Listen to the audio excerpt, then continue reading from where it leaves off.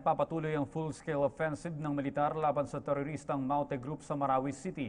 Ayon kay 1st Infantry Division Philippine Army spokesperson, Lieutenant Colonel Joar Herrera, nasa 31 miyembro na ng Maute Group ang panibagong nasawi, habang 6 naman sa panig ng militar sa nagpapatuloy na engkwentro sa pagitan ng government forces at ng bandidong grupo sa ilang barangay sa Marawi City, Lanao del Sur. Samantala, na-recover din ng mga sundalo ang 6 na high-powered firearms at improvised explosive devices na mga terorista mula sa encounter site. Samantala, inuulat din ni PNP ARMM spokesperson, Senior Inspector Marichel Manzano, na isang police officer mula sa PNP ARMM ang kumpirmadong nasawi habang meron pang police na nasugatan kahapon. Una nang nasawi ang 2 police officials mula sa Marawi City Police Station at PNP ARMM nang agad mapasabak sa labanan. The Philippine National Police also assures there is nothing to worry about the President's declaration of martial law in Mindanao. It said the provisions of the Philippine Constitution will remain effective in this report. Be Filipinos first and do not politicize President Rodrigo Duterte's declaration of martial law in Mindanao. This is what PNP spokesperson Senior Superintendent Leonardo Carlos has to say to critics. Carlos also assured that the public has nothing to be feared in the martial law declaration since it will not be like former President Ferdinand Marcos's rule. Carlos said the provisions of the 1935 Constitution were more limitless compared to which of the 1987. Ako, personally, I believe that kami sa Philippine National Police, there's nothing to fear pertaining to the issuance of declaration of martial law in Mindanao. Primarily, what is the objective? What is the goal? This is for the benefit of the people of Mindanao, particularly Marawi. Meanwhile, the Department of National Defense clarified in the guidelines it released that the operation of the Constitution will not be suspended amid the implementation of martial law in Mindanao. Functions of the judicial and legislative branches of the government will remain, and they will still be headed by civilians. Authorities must also conduct their operations, such as searches, arrests, seizures, and filing of charges, in accordance to the revised rules of court. However, PNP Legal Officer Chief Inspector Jose Naguera said that warrantless arrest can be done in cases relating to rebellion. Pero under certain circumstances, nandun pa rin po yung warrantless arrest, which is enshrined under Section 5, Rule 113 of the Rules of Court. The police also assured that it will strictly obey the anti-torture law and will continue to respect human rights. More and more pundits and political experts are joining the Duterte bandwagon and fully embracing his latest move to put to bed the mounting problem of radical Islamists wreaking terror, madness, and mayhem in Mindanao by way of total military rule. PTV's Trixie Jafar ran into a couple of political analysts and an erstwhile education undersecretary who are one with the president's bold maneuver to clamp down, put to bed the extremist bogey in Mindanao. Political analyst and economist supports President Rodrigo Duterte's proclamation of martial law in Mindanao. According to former DepEd Undersecretary Antonio Valdez, President Duterte's move to declare martial law is what exactly needs to be done in order to address the threat of terrorism, which possibly stem from the government's effort on the fight against illegal drugs. I presume that what the president is doing by instituting martial law in Mindanao, it may be a first step to be able to nip that growth in the bud, because these terrorists are also manufacturing shabu. Political analyst Herman Laurel and Celso Cainglet stressed that the acts of terrorism in Mindanao are likely to be part of the destabilization against the present administration. Support authoritarian governance, at least for a period of time when we really stabilize our nation. Because we have to face the fact that there are destabilizing forces. Many critics say that Marawi is just a piece of land in Mindanao. Why declare the whole region under martial law? Well, the people who are saying this definitely does not understand Mindanao. Moreover, former diplomat Ado Paglinawan disagreed with Magdalo Representative Gary Alejano's statement that the president should have declared martial law only in Marawi City and not the entire Mindanao. He said that such declaration posed a cap to potential risk in the country against terrorism and other acts of invasion and rebellion. Meanwhile, economist George C. reiterated that martial law doesn't pose any threat in the business sector and trade because the country was able to maintain the Philippine growth momentum and good ties with neighboring countries. It has nothing to do with authoritarian. It has to do with productivity, consistency of policy, and peace and order. Furthermore, the public remains to be supportive of President Duterte's declaration of martial law, which is a big indicator that times are changing and people now have a more positive outlook with a controversial law. Para sa akin po, okay lang po na nag-declare siya ng martial law doon para nga po maayos na rin po yung mga nangyayari po doon sa Mindanao, yung sa mga terorista po. Pabor. Para sa kaligtasan ng mga kababayan nating sa Mindanao. The Constitution provides that it is the duty of the government to secure public safety, especially those in direct exposure of armed conflicts. Nagpahayag ng suporta ang China sa gobyerno ng Pilipinas sa pagdedeklara ng martial law sa Mindanao. Ito ay upang tuluyan ang masugpo ang terorismo sa rehiyon. Ayon kay Chinese Foreign Ministry spokesperson Lu Kang, naniniwala sila na sa ilalim ng pamumuno ni Pangulong Duterte ay siguradong mapapangalagaan ang seguridad sa Mindanao at mananatiling matatag ang rehiyon.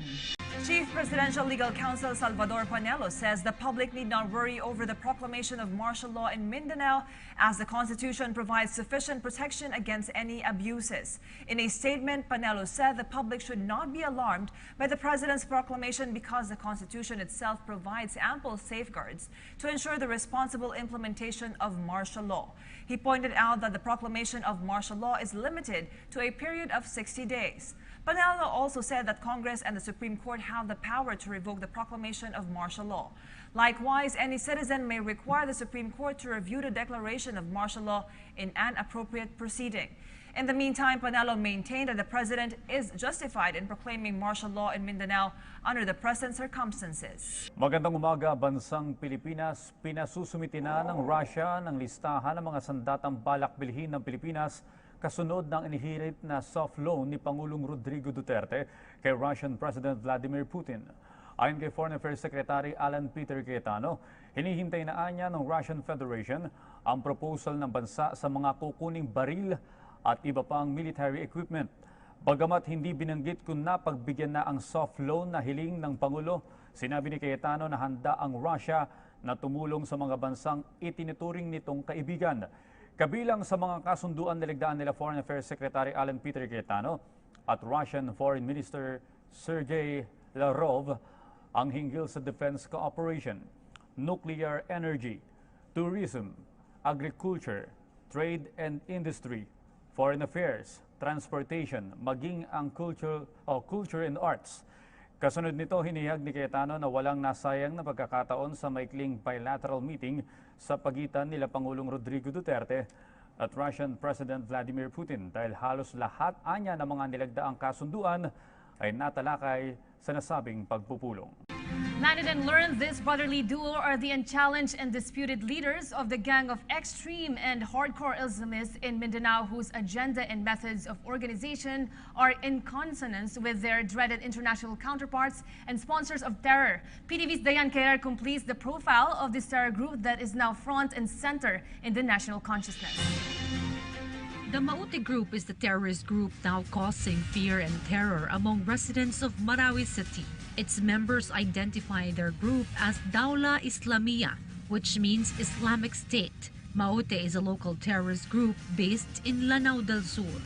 It is said that some members of Maute Group are former guerrillas of the Moro Islamic Liberation Front or MILF. The Maute Group is led by siblings Omar and Abdullah Maute. They are children of Farhana and Kayamora, who are known businessmen. They are considered to be a rich family. Brothers Omar and Abdullah studied in the Middle East. Davao City Mayor Sara Duterte previously showed the black flag used by the local terrorist group. Military says Maute Group is part of a bigger group called AKP, headed by Abu Sayyaf leader Isnilon Hapilon.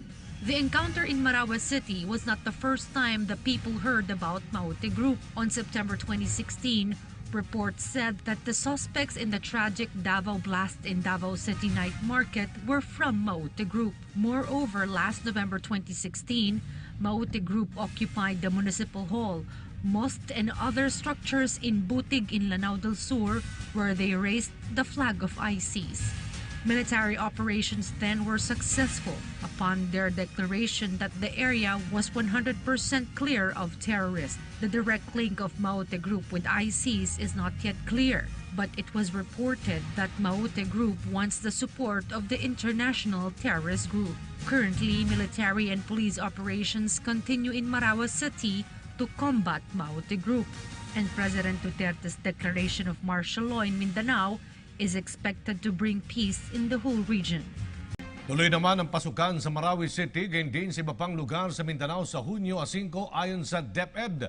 Gayunpaman sa panayam ng PTV News, sinabi ni Moby Pandi, Information Officer ng DepEd ARMM, na posibleng ipagpaliban ito sakaling magpatuloy ang gulo sa lugar.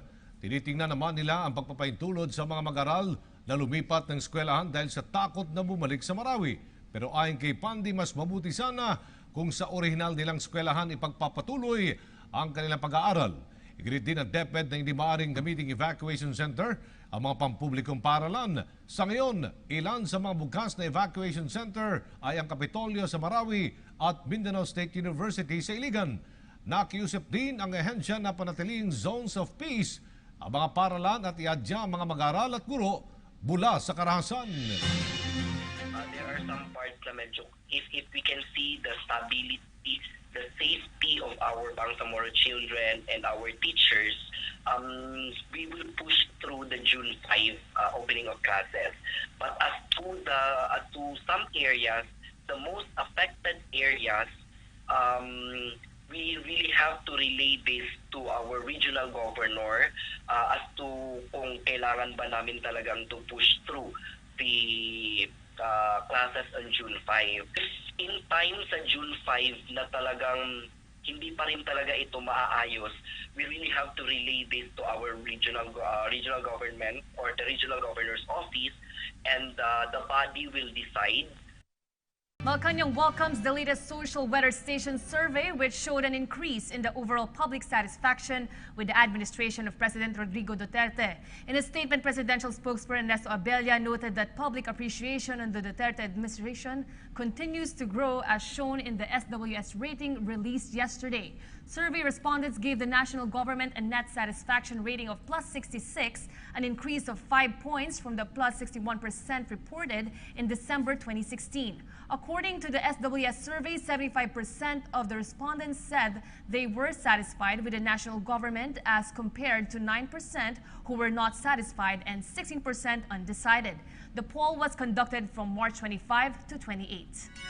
This declaration of military rule by President Rodrigo Duterte should not be misconstrued by his critics or detractors as a repeat or anything close to a facsimile of the late dictator's declaration 25 years ago that was rife with abuse of power and total disregard for civil and human rights. There are safety nets or fallback citizens can find relief in the law even with the apparent abrogation of the writ of habeas corpus the public finds so disturbing and appalling.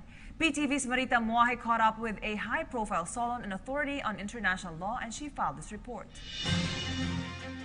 The privileges of the writ of amparo and the writ of habeas data remains in place to protect the civil and political rights of the people. This, despite the proclamation of martial law and the suspension of the writ of habeas corpus.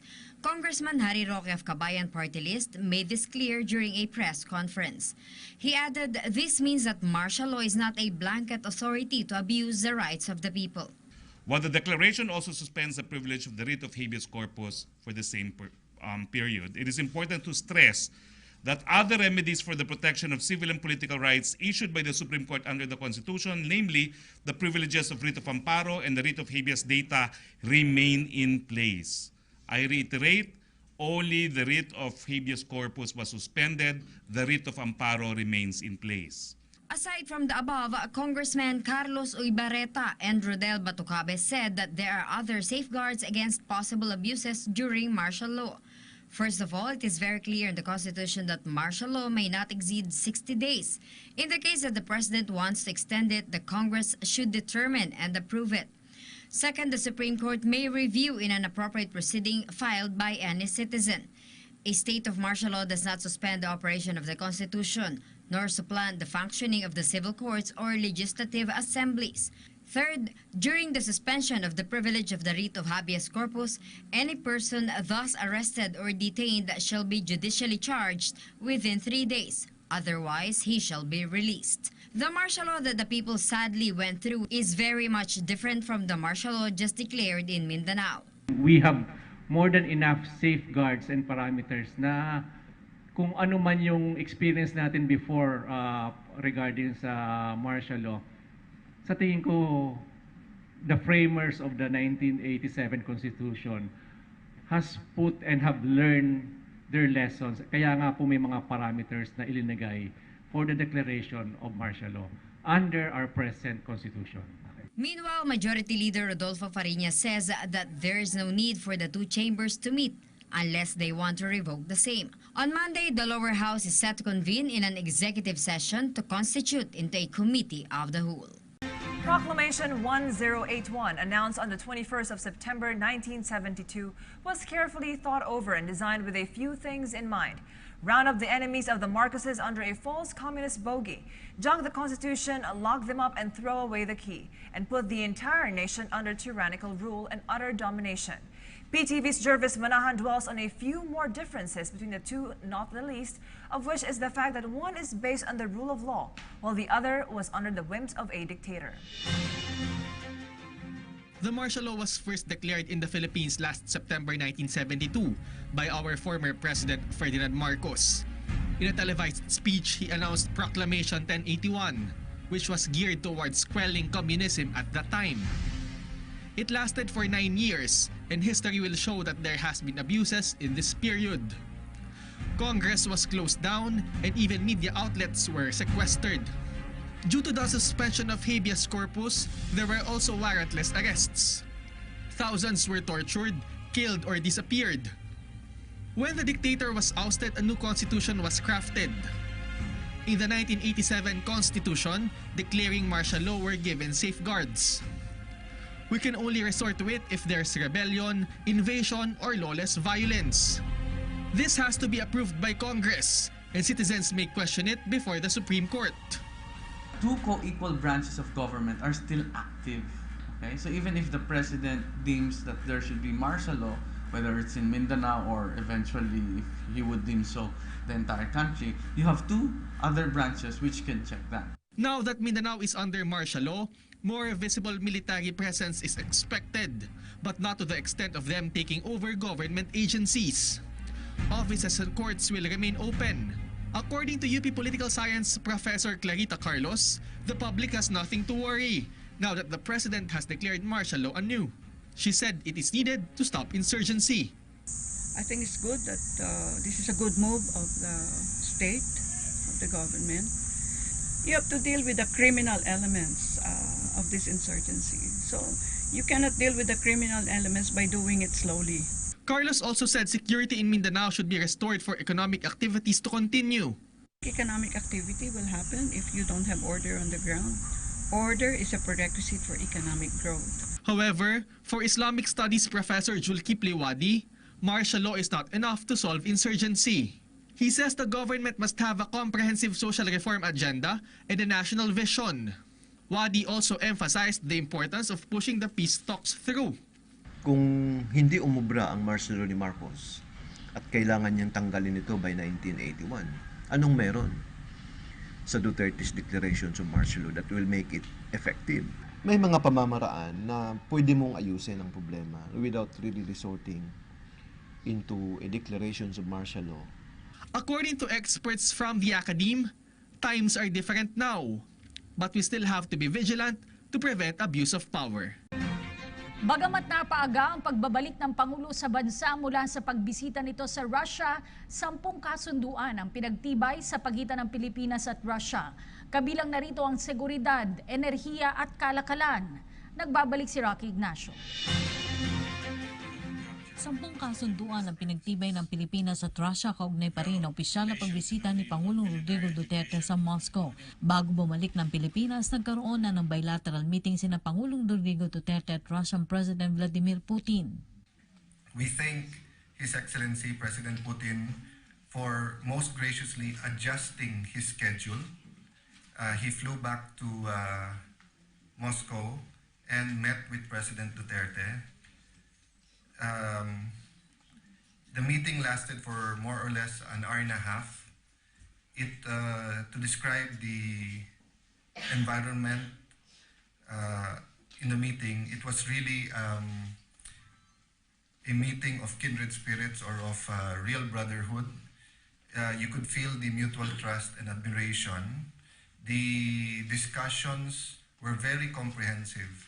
Kabilang sa mga kasunduang pinagtibay ang larangan ng seguridad, defense, energy, transportation, agriculture, trade and investment at turismo. Binigyan tuon ng dalawang lider ang paglalatag ng kahandaan laban sa banta ng terorismo kasama ng ISIS. In fact, I think we covered everything that should have been covered in their bilateral meeting, plus other matters that came up because of the terror threats, not only in the Philippines or the threat of terrorism, but also because of the extensive experience, expertise, and knowledge in best practices of the Russian Federation in dealing with ISIS and terrorism. Napapanahon din ang pagpapatibay ng kasunduan sa larangan ng defense cooperation. Under this agreement, we are going to expand exchanges in terms of training, in terms of seminars, and best practices between our two countries. The purpose of this agreement is to develop defense cooperation between the parties. They will exchange views and information on defense affairs, develop relations in the field of military education, including military medicine, military history, sport, and culture. Nauna nang hiniling ng Pangulo sa leader ng Russia ang pagkakaload ng soft loan para mapalakas pa ang counter-terrorism ng dalawang bansa. Gagawaan niya ng proposal ang Pilipinas at Russia sa usapin. Magkakaroon rin ng tulungan sa enerhiya kung saan malakas ang sektor na ito ng Russia. The Memorandum of Agreement between the Department of Science and Technology of the Philippines and the State Atomic Energy Corporation, otherwise known as Rosatom, on cooperation on the use of nuclear energy for peaceful purposes. The general purpose of this agreement is to develop cooperation in the area of peaceful use of atomic energy in accordance with domestic laws, rules and regulations, and of course, international agreements that govern the peaceful use of atomic energy. Ang pagkakaroon ng kasunduan ay bahagian niya ng pagpapalalim pa ng pagkakaibigan ng Pilipinas at Russia. Inibibitaw sa usaping pangkapayapaan ang MNLF, Moro National Liberation Front na pinamumunuan ni Normie Suarez. Ito'y sa kabila ng umiiral na batas militar sa Mindanao, bunsod ng pag-atake ng Maute terrorist group sa Marawi City. At ayon sa tagapagsalita ng MNLF na si Emmanuel Fontanilla, hindi sila nababahala sa umiiral na martial law at kampante silang ginawa ito ng Pangulong Duterte para sa kapakanan ng mga mamamayan ng Mindanao. Sinabi pa ni Fontanilla na handa si MNLF Founding Chairman Normie Suarez na magipagtulungan sa pamalaan sa pagresolba ng kasalukuyang krisis sa Mindanao. Pagtitiyak ni Fontanilla, matagal nang bumitaw sa arbadong pakikibaka ang MNLF at handa silang makipag-usap sa pamalaan para sa inaasam na kapayapaan at kaayusan sa reyon, partikular na sa Sulu at Tawi-Tawi. The Department of Health assured the readiness of its medical teams and logistics to respond to the medical needs of victims of the clash between government forces and the Mauti group in the Marawi City. Health Secretary Pauline Jean Obial said they have medical teams on standby and ready to come in any time the military and police give them the go signal. According to Obial, the hospitals around the areas are ready to receive patients who are referred to them from Amay Pakpak or direct from the community. Obial added that all logistics, including medicines, are in place as part of the department's preparation for eventualities.